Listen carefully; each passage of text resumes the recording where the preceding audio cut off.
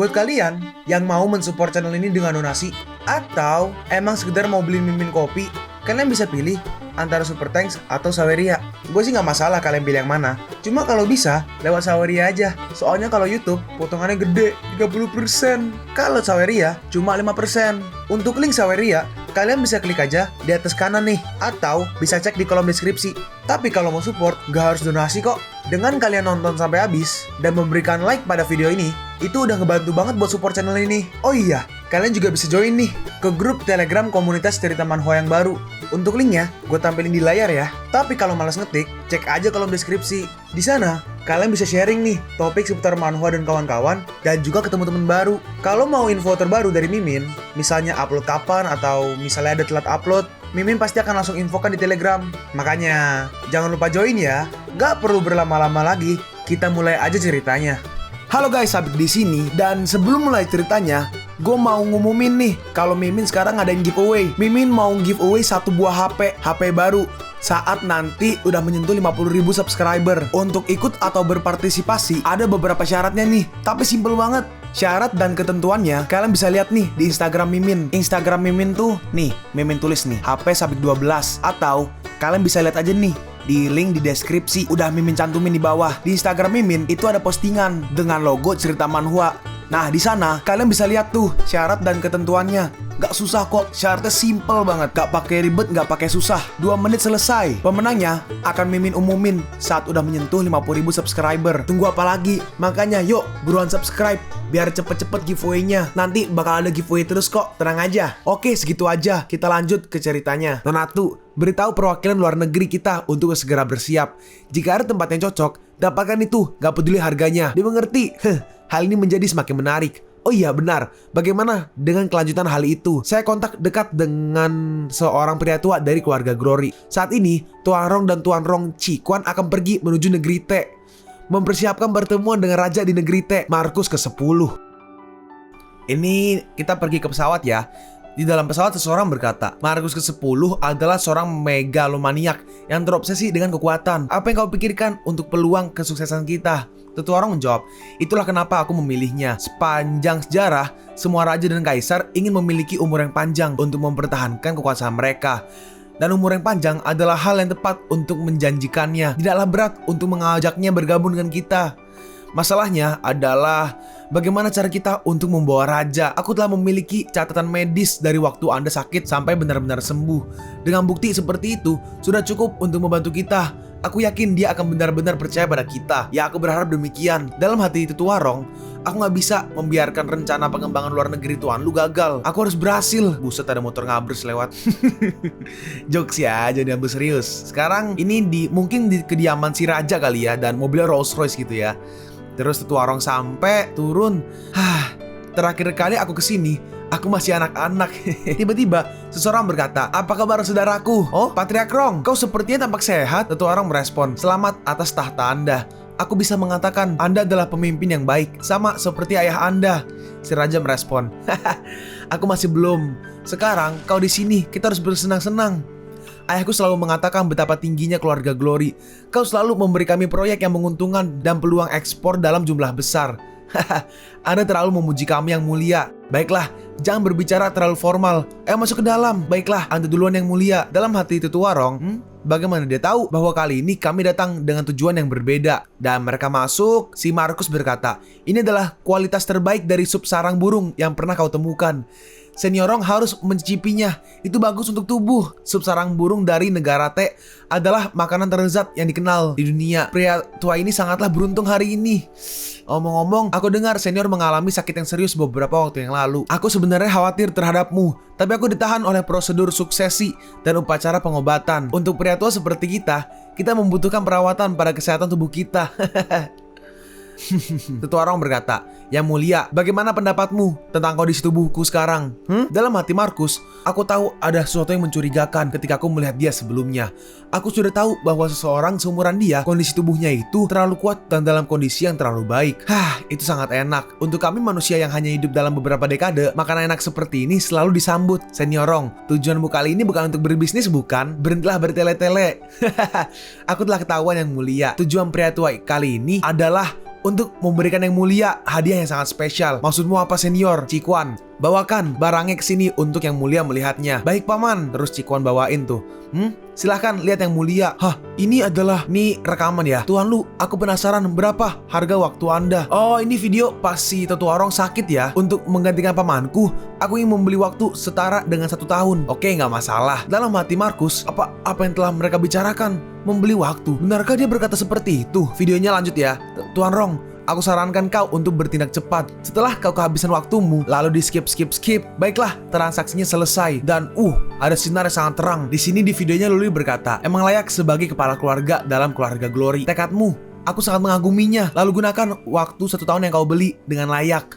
Siapa dia sebenarnya? Tuaro berkata, yang mulia, ini adalah jalan untuk mendapatkan keabadian.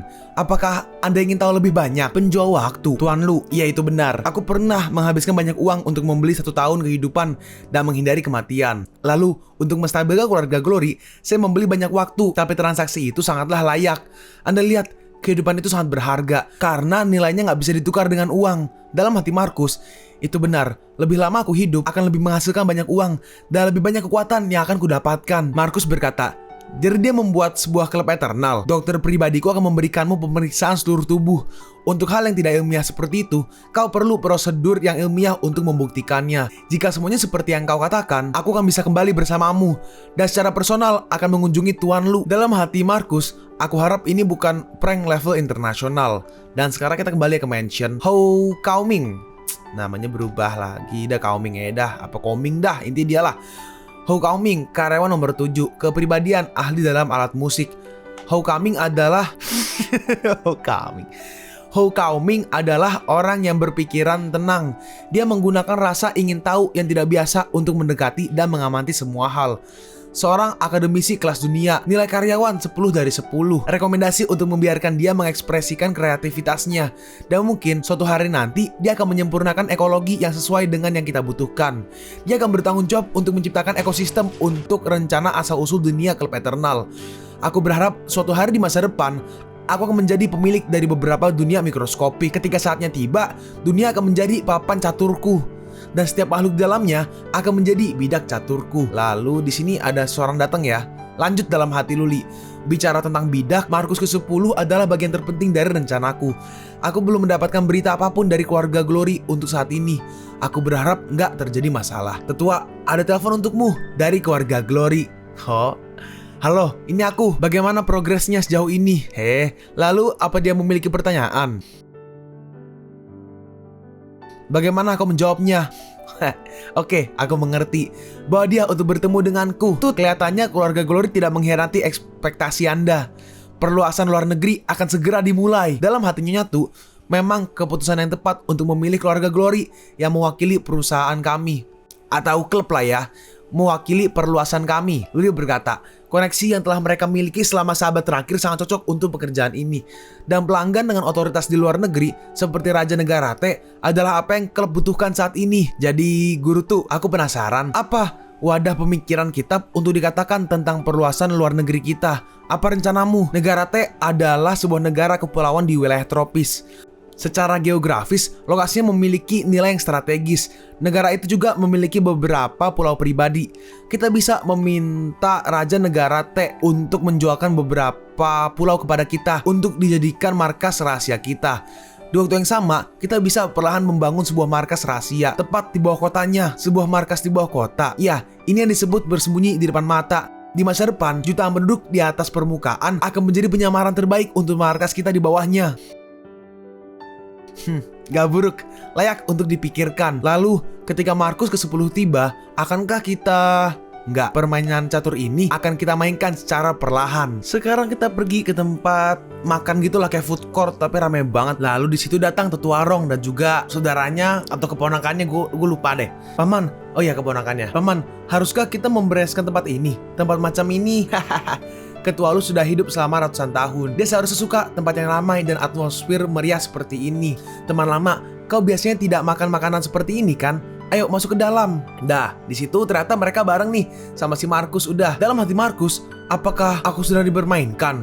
Meskipun aku datang ke sini sebagai pertukaran pelajar, aku tidak pernah makan di tempat yang berisik dan ramai seperti ini. Pria tua ini, apa dia bekerja sama dengan penjual waktu untuk menipuku?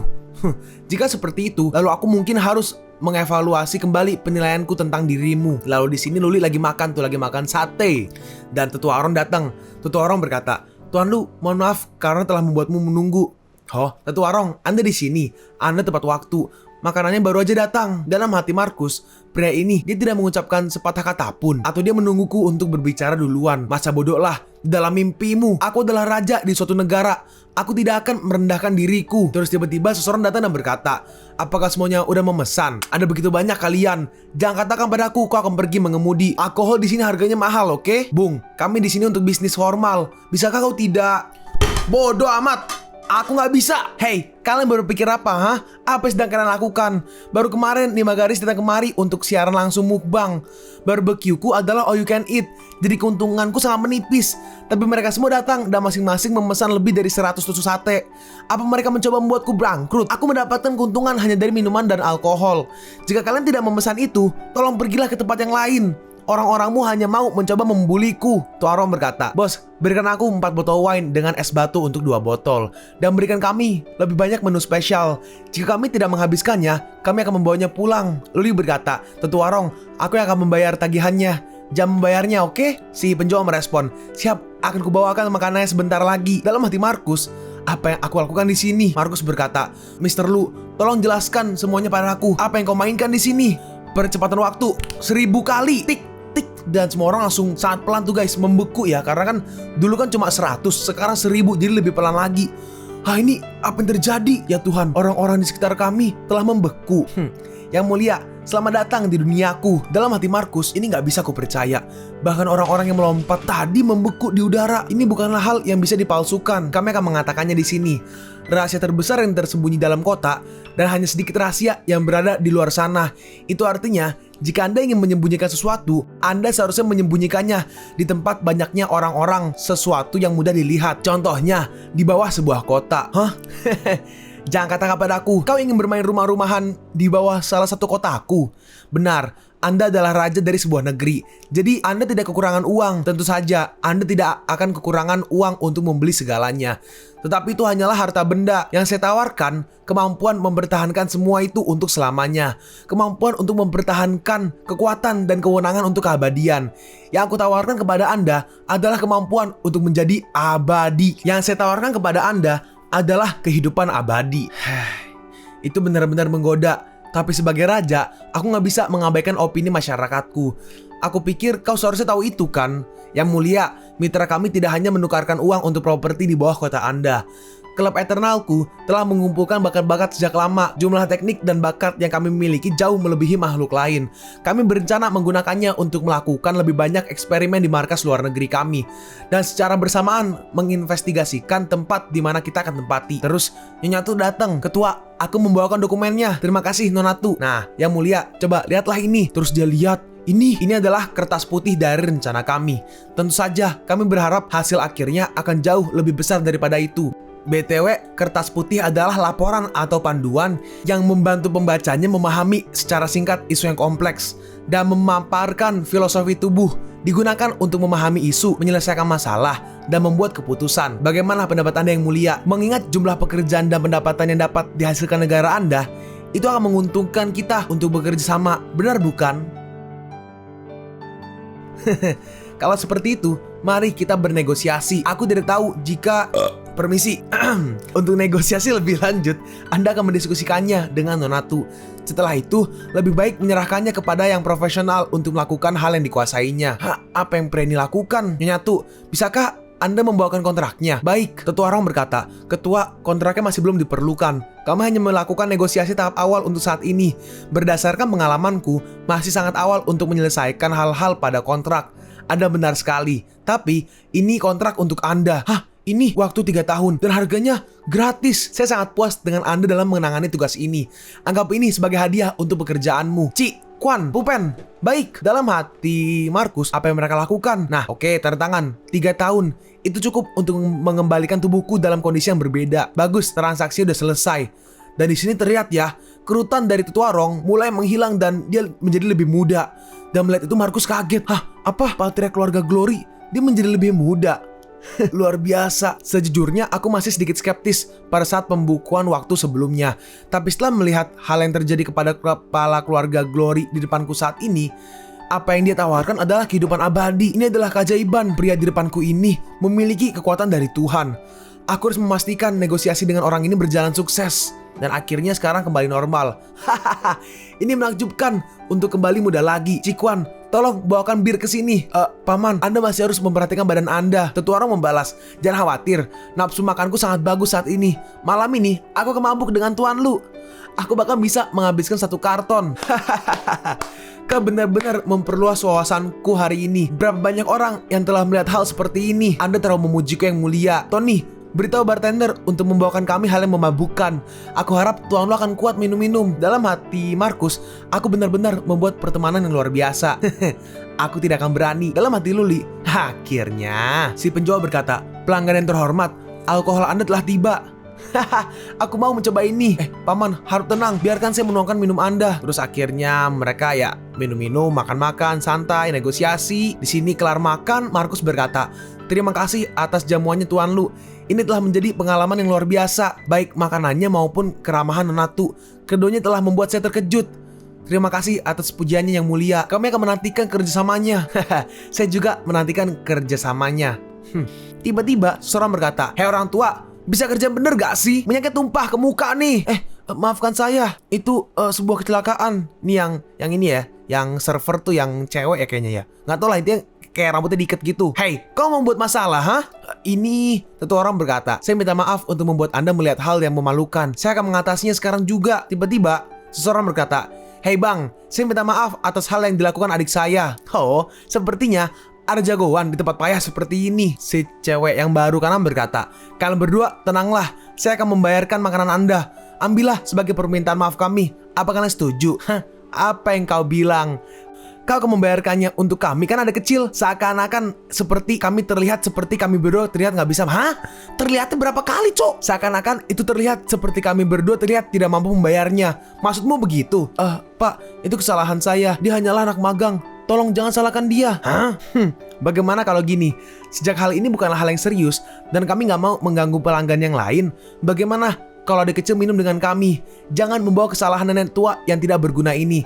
Kami akan menjaga toko ini di masa depan. Hehehe. Saya akan menemani kalian berdua untuk minum. Jika ini akan menenangkan Anda, dan itu juga hal yang bagus untuk toko ini. Hei, jangan lakukan itu, kau bodoh. Para pria itu binatang. Tapi saya juga tahu betapa bejatnya kalian itu. Kalian dasar sampah masyarakat. Hei, kau, Branks. Kami telah memberikan sebuah kesempatan dan kau malah melunjak. Apa kau menentang kami, ha? Habisi dia. Tuarong berkata, Cikuan, baik. Tiba-tiba, jangan gegabah. Tenanglah, Tetuarong. Perempuan itu pasti tidak akan kalah hari ini. Selain mencatatkan tagihan kalian, janganlah menanyakan hal yang lain. Hei Nona, apa kau punya keinginan untuk mokat, ha? Dalam hati si cewek, untuk serangan balik, aku hanya butuh memukul rahangnya. Terus kedua orang itu maju, aku bisa melakukannya. Terus Luli langsung menggunakan percepatan waktu 50 kali. Lihatlah, dan si cewek dengan cepat langsung mengajar mereka berdua. Hah? Terus yang satu lagi dihajar juga. Dan mereka berdua terhempas sampai jauh. Loh, bukankah kalian terlalu lemah? Atau mungkin aku orang yang terpilih?